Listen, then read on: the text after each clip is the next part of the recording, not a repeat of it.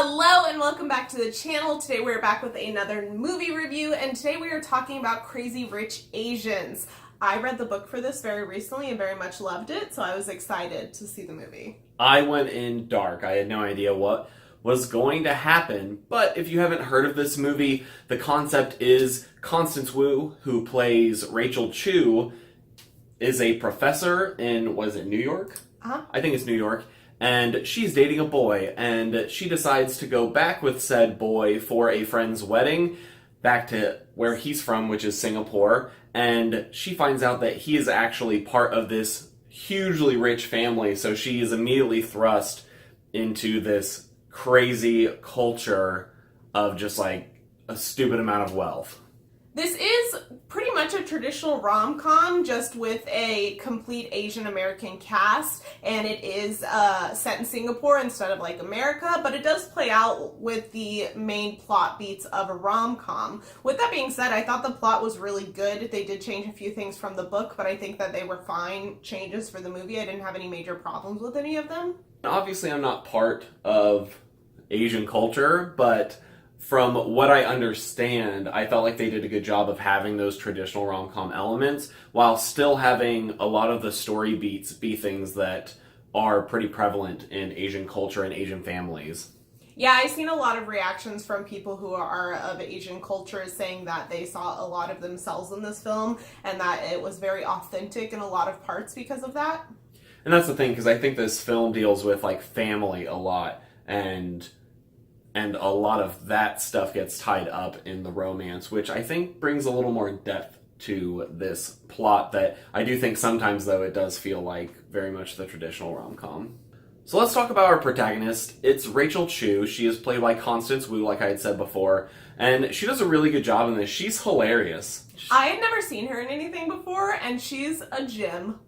Yeah, she has really good comedic timing, and I think she brings a lot of fun to the role, but also a level of like poise and seriousness that like I really felt for her character throughout this film in the funnier moments and like the harder moments. Also, I was reading a small trivia piece is that the director let them ad-lib quite a bit and have a lot of freedom within their scenes, which brought about some of the funnier moments of the film. Our secondary main character is Nick Young, played by Henry Golding. This is actually his first major film debut, and I thought he was really good too. He played the heartthrob quite well. I actually really enjoyed how his character was written both in the book and the movie, and like, while he was stupid about some things, like the whole, she doesn't need to know my family's rich, it's fine.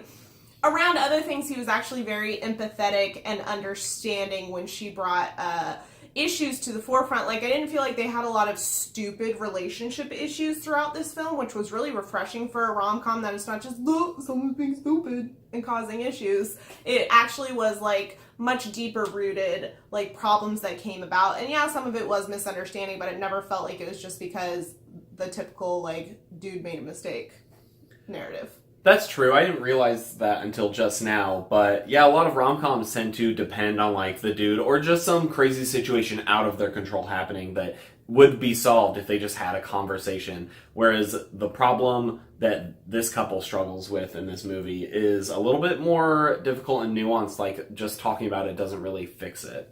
And then another major character is Nick's mother, Eleanor, and she's played by Michelle Yeoh, and she's been in a ton of movies. She's great. If you've never seen Memoirs of a Geisha, fix your life. Or I think she's in Crouching Tiger, Hidden Dragon. She's in so many things. There's a lot of great martial arts films. If you want recommendations, let me know in the comments. I'll let you know.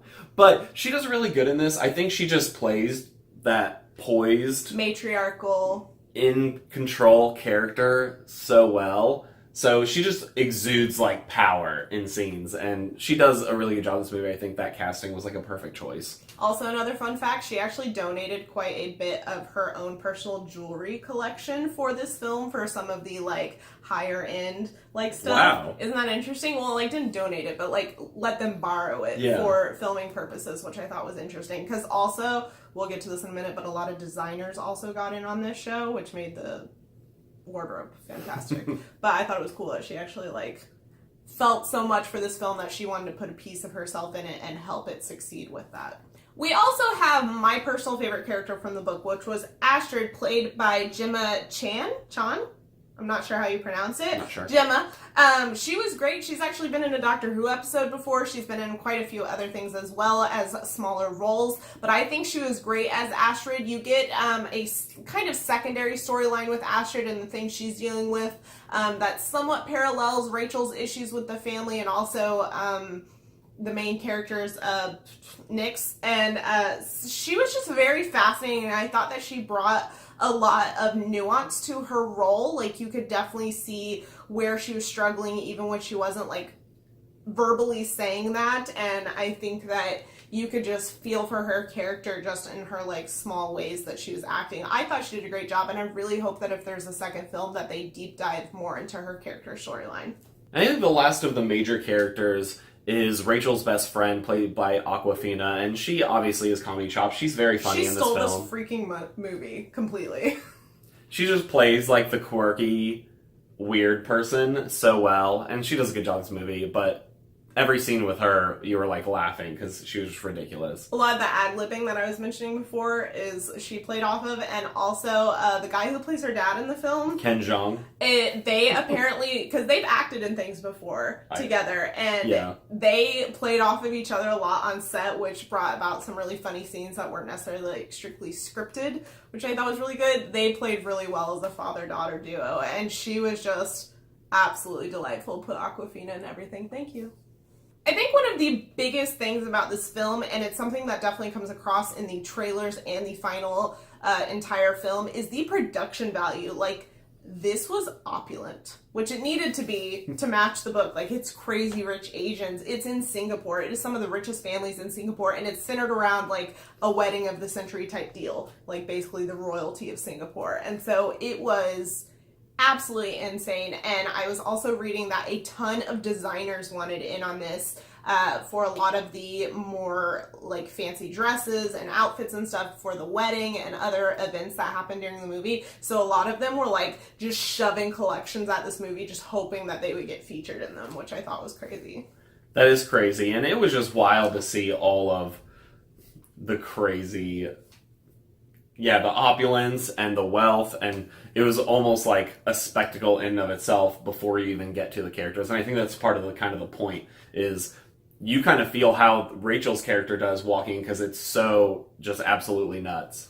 But it doesn't take away from the plot or the characters. It definitely doesn't just rely on being a beautiful film. That is just an added element to it. I think that everything else balanced well with that. And I think one of the biggest things about this movie, and why I think so many people have been interested in it and raving about it, is because it is one of the only movies that has featured almost completely, and it is completely, isn't it? Asian American cast. Asian American cast. I think it's been something like 25 years since we've had something like that. Yeah, we saw that in our before the movie show, and they said like, oh, it's been 25 years since the last movie that just had Asian people, or majority Asian people. Asian Americans specifically. Okay, Asian Americans specifically. But I think that's really cool, and you get to see a different twist on a familiar concept like a rom-com, because you get to see more of a culture that honestly in Hollywood is not shown enough, and a life experience that you don't really see on film very often. Overall, I really enjoyed this movie. I think you did as well. I did too. I think that even if you take away all of the significance of it and the fact that it's set in Singapore and like all of that stuff, and if you just look at it from a rom-com's perspective, I still think this is an excellent rom-com, and it's not just your traditional like slapstick, poorly written rom-com, because let's be honest, that's how a lot of them are. Like, yeah, they're enjoyable and fun to watch, but they're not like high quality. I think this is incredibly high quality, from the visuals to the writing to the cinematography. I think everything was just a really great movie. Like, I think if you don't like rom-coms, you would still enjoy this movie.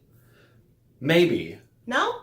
I mean, we can't speak, because I also enjoy rom-coms quite a bit, so I can't like speak for it, but it may not be the movie for you if you really don't like that, but I think it's one of those that would be worth giving a shot over a lot of the stuff out there in that genre. So in short, if this movie interests you at all in any small way, please go see it, because I want a second one, so I need them. The books are a trilogy, and I've only read the first one, and I've heard they're great, and I want a second one. Thank you.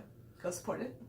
But as always, we're very interested to know what you guys thought of the film, or if you haven't seen it, if you're excited to see it, or what you are anticipating about it. So please leave us a comment down in that section below letting us know. And if you enjoyed this video, please leave us a like. It really helps us out and lets us know what kind of reviews or other kinds of videos you guys want to see. And we have a lot of exciting content on the way. Make sure you hit that subscribe button. We have a ton of videos already on the channel. If you want to see more of those, you can click right over there, and we'll see you next time.